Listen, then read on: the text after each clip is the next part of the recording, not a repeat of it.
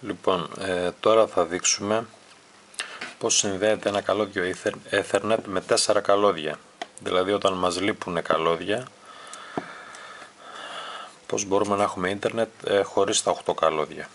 Λοιπόν, χρησιμοποιούμε πορτοκαλί, άσπρο πορτοκαλί και πράσινο, άσπρο, πράσινο.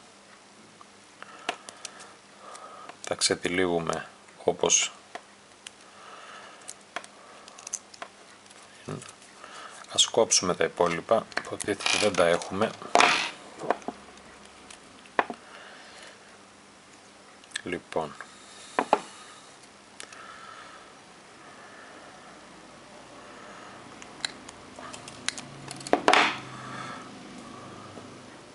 τα κόβουμε σχετικά ίσια.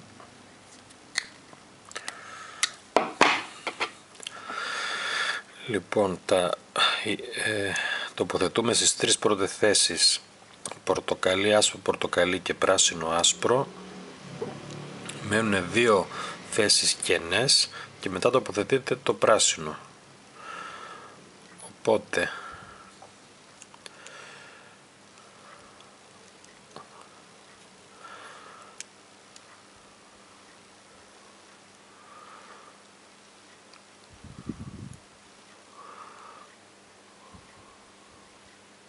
ωραία,